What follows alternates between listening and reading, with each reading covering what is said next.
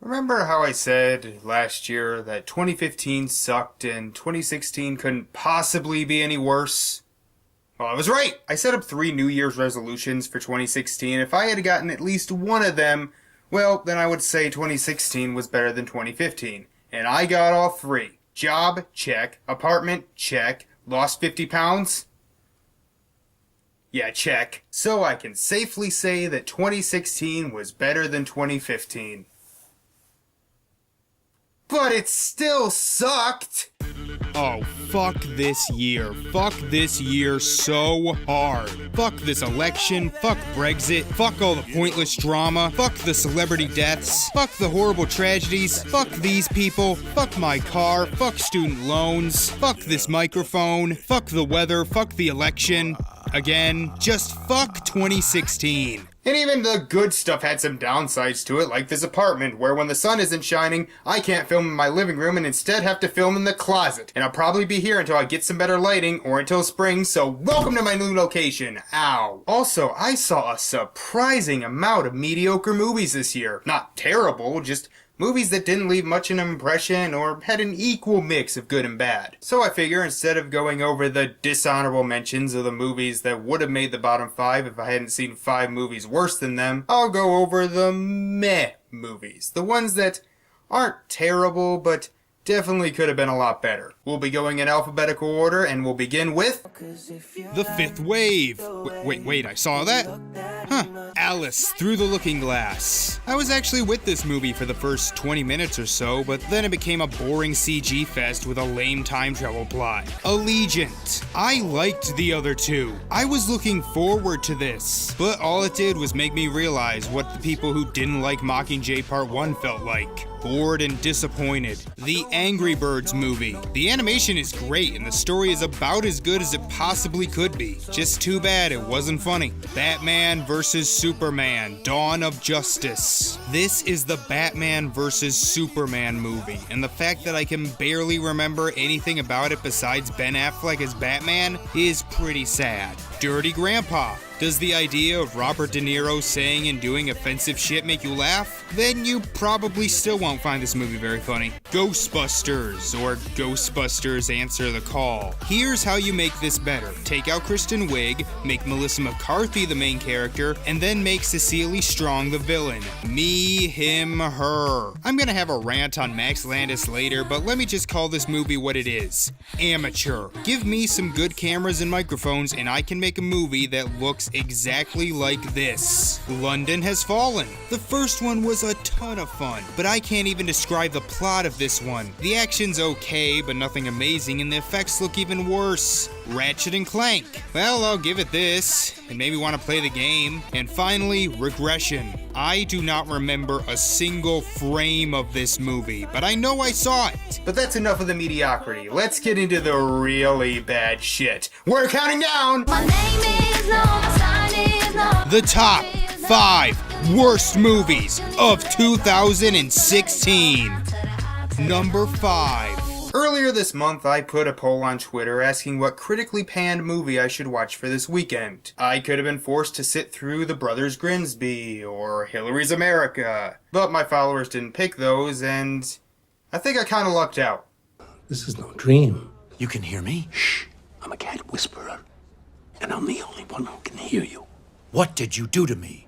I didn't do anything. You fell off a roof. Fine. How do I get out of this? Because the other choices probably would have either angered me or bored me, where this, it really didn't. Oh, don't get me wrong, it's a complete train wreck, but it's that special kind of train wreck that's kind of entertaining to watch. I don't want to say it's Rhapsody Kids good, but it is pretty fun. The pacing is fast enough that it rarely got boring, and the cast are trying just hard enough, but they know this is kind of a stupid movie. In fact, of all the movies on this list and all the mediocre movies I just mentioned, this is the one I would recommend for bad movie night. But what's actually wrong with it? Well, it looks cheap. The green screen in this movie makes the one in the room look amazing. And only about half the time the cat is real, while the rest of the time it's some terrible CGI. I mean, when the cat is actually real, it's kinda cute, but when it's not, it's fucking horrifying. Most of the time the tone is fairly normal, so when it turns into a cartoon, it's really jarring. And the only reason the cat needed to be turned CG is so they can make it do lazy slapstick, but who would want to see that in a live action setting? I love cats. I don't want to see it get hurt and meow in pain. What sicko would find that funny? The acting is weird. Like I said, the actors are putting in effort, but most of them don't act normal. Kevin Spacey spends most of the movie riffing it, and his family seems a little bit too cheery, which is especially weird given their dad is in a coma. It's really odd to explain, you just sort of have to see it to know what I'm talking about. The best performance is Robbie Amell, who you may remember as Max from Life with Derek. He plays it straight and gives a B+ performance in a D-level movie. This guy needs to be in more things. The story is cliche and predictable. It's basically a late 90s to mid 2000s movie being released in 2016. It even includes the workaholic dad cliche, which is a cliche I can't stand. No one seems to have peripheral vision, as the cat can be right next to someone and they don't see it. And Kevin Spacey doesn't seem that worried that he may be a cat for the rest of his life, but he damn sure is worried he won't have the highest skyscraper in the northern hemisphere. And the business talk seemed overly complicated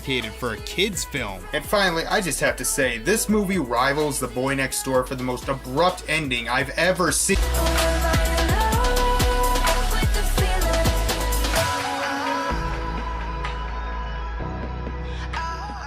My name is no, my sign is no, my number is no. Number 4.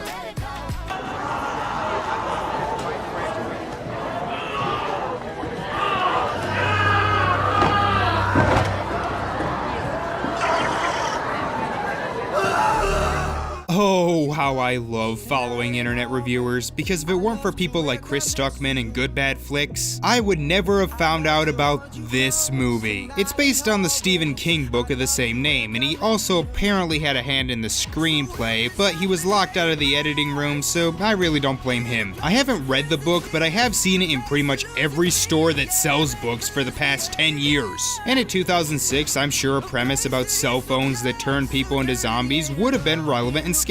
But nowadays, it just sounds stupid. For the most part, this movie is just boring. Most of the actors are just going through the motions. The special effects are terrible. I mean, seriously, there's a plane crash that looks straight out of an Asylum movie. And the directing is pretty incompetent, which is a shame because it's the same guy who did Paranormal Activity 2, one of my favorite horror movies of the past 10 years. Not only will he not keep the camera still, even when it's just two people talking, but he manages to fuck up the opening credits. For some reason, instead of just text appearing like, normal opening credits, they are put on these big black bars that cover about a quarter of the screen. I'm not kidding. It's like if I wanted to relay some information that I didn't put in the voiceover, and so I just put this big black rectangle on the screen. But bad directing, acting, and effects are nothing. There are actually two major factors that bring this movie into that special level of awful. One are the zombies, which have to be the easiest zombies to defeat in the history of cinema. I mean, during the day, they are actually kind of intimidating since they are essentially tied to a network signal. If one sees you, then they all can see you. However, come nightfall, they are the lamest zombies I have ever seen. They all get together in large groups, find a place to stay, and just stand there. You can come up to them, you can poke them, you can drive over them, and they will not attack you until the sun rises. So guess what the characters do? They light the fuckers on fire, of course! And the other major problem with this movie is the ending. I won't spoil it, but it's basically 3 different endings in one. It's like it was supposed to be a choose your own adventure, but then they just threw all 3 of them in for no real reason. It's a paradise, and it's a war zone. My name is no, my sign is no, my number is no. Number 3. I love animation. Because you can do whatever you want. You can create a world filled with anthropomorphic animals, have me get emotionally invested in characters that would be almost impossible in live action, create elaborate action scenes, and make even the most mundane locations look absolutely beautiful. And the punchline is Norm of the North. I don't know why you spend so much time and energy on these tourists. The humans won't destroy something they love. And they love us. From the production company behind But Ugly Martians and Alpha and Omega 6 comes one of the most hated movies of the year. Look, we all know Norm of the North is bad, and we know why it's bad. And if you don't know why, then here is a list of people who can explain it in better detail than I can. But to give the bare basics, the animation is straight to DVD quality despite this getting a wide release in theaters. The characters are completely useless, and Norm's only point is to fix his mistakes that he would not have made if he had even the smallest ounce of intelligence. The story makes no sense, with the villain's main scheme being to set up condos in the Arctic, despite the fact that no one would want to vacation in the Arctic. The lemmings are just a cheap gimmick to try and rip off the minions. It's not funny, relying on mostly bottom-of-the-barrel toilet humor. It's not exciting, and the last act is so insultingly stupid that you may start to lose brain cells if you pay attention to it. But despite all of that, I can't really muster up much anger for this movie, because getting angry at it is basically like getting angry at a child. A child who really wanted to be like the cool kids at school, so he tries to act like them and make people laugh, but he just ends up embarrassing himself. He keeps trying and eventually ends up in the middle of the stage during a school assembly, completely naked with everyone laughing at him instead of with him. Sure, you as the teacher could be angry because he did something stupid, but you just sort of pity him. And that's the word here. I actually kind of pity it. The voice acting is decent, and there are some great pop songs in there, although referring to Norm's dancing as twerking doesn't really make the scenes any better. It's a cheap cash grab so desperate to be like Disney, DreamWorks, and Illumination that it just sorta comes off as pathetic. Like I said, similar to a child, and even the shy, awkward kid with a weird voice that no one knows who sits in the back of the room looks down on him, and that is pretty sad. Oh, it's such a shame that we don't talk anymore. My name is no, my sign is no, my number is no. Number 2. So I've been reading a lot of writing samples lately, and I wanted to talk to you guys about a phenomenon that has been happening a lot. No!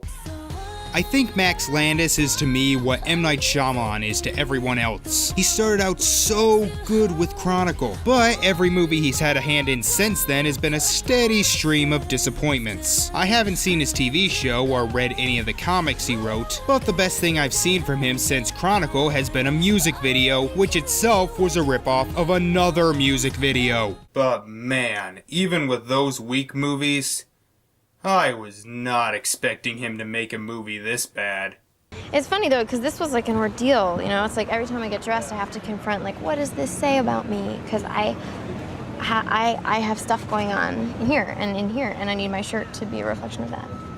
That's a lot of responsibility for a shirt. Mr. Right is a piece of shit. Mr. Right can die and burn in the fires of hell. Mr. Right fails on almost every single level. So, where do we start? Well, how about with the acting? It's awful. Every single actor, most of them who have been good in other movies, are terrible. But by far, the worst is Anna Kendrick, who I swear looked like she was lost through the whole film. If you like girls who talk like this, where every sentence seems to have a question mark at the end of it, then you might actually tolerate this character, but I still don't think you'll like her. Every single character is unlikable. Anna Kendrick is an airhead, Sam Rockwell is a sarcastic prick, the villains are idiots, and everyone else is too boring and only gets a reaction because of the terrible performances and dialogue. In fact, there are no characters in this movie. They don't have any real personalities. They're just a bunch of quirks. Sam Rockwell and Anna Kendrick have no chemistry. Like, none. Zero. Not even the small amount you would expect just from them being on screen together. In terms of the direction, it's shot okay, and the action scenes aren't badly choreographed, but there's no tension because the two leads are fucking superheroes. They can see in slow motion, and in the entire movie, they get hit once. The pacing is too fast, stuff just happens with no setup, huge tonal shifts, and it just isn't funny. And that's because it's mostly just one joke. They are in this incredibly tense situation and they treat it like it's nothing. I laughed once. If I were to describe this movie in one word, it would be obnoxious. It's an obnoxious movie to watch, and wait, hold on a second. An annoying movie that's poorly directed, written, and acted with obnoxious characters, and action with no tension because the main characters are invincible due to the fact that they can slow down the world. Congratulations, Mr. Wright. You're the 2010s equivalent of Wanted. I hope you're happy. And as I end, all I have to say is this. Please, please be good.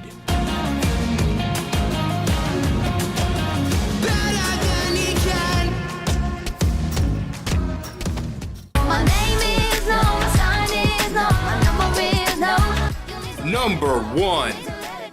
You know what movie I really wanted to see? I'm not ashamed. Because the trailer is the worst trailer I've ever seen. I really wanted to see if it were as bad as I thought it was gonna be because of that trailer. And if it was, it would easily be the worst movie of the year. Unfortunately, it wasn't playing anywhere near me and doesn't come out on DVD until next month. Which means I gotta save the worst movie of the year spot for 50 Shades of Black. Christian. Oh, shit. Oh, good. Oh, Jesus Christ. Oh, God, make it stop. Look, it's 50 Shades of Black. What do you want me to say? It's not funny. I mean, I think I did laugh a few times, which is more than I can say about Mr. Right, but that was only 1/3 a comedy, and plus, Mr. Right was at least ambitious. It at least was trying to be something different. It failed miserably, but I at least give it credit for trying. 50 Shades of Black is every lame spoof movie that I thought died with the 2000s. Except by this point, I've seen all these jokes so much that I think it's even less funny. Besides not being funny, most of the jokes are really mean, and anyone who knows me knows that nothing can annoy me faster than mean-spirited humor done wrong. But seriously, half the jokes are just insulting the main character, and they also go on forever, including this 3-minute long Magic Mike sequence that ends with a joke about Marlon Wayans having a small dick, and there is no consistency, which I know is kind of a dumb thing to complain about in a stupid comedy, but it really was annoying me. Like in one scene, Marlon Wayans starts hitting the main girl in the ass with a bunch of objects and she can't feel it, but then at the end of the movie he does the exact same thing and now she does feel it. Like I said, I did laugh a few times and I guess it didn't infuriate me as much as something like The Loft or I, Frankenstein, but it gets to the top because it's bad. But it's not even uniquely bad. Cell had those stupid zombies and that batshit ending. Norm of the North was pathetic in its attempts to pander. 9 Lives was a spectacular train wreck, and Mr. Right, well, did everything wrong. This is bad, but it's boringly bad. I'm gonna make tomorrow's video more positive, but let me just end this video by repeating, fuck 2016. Once I was 7 years old.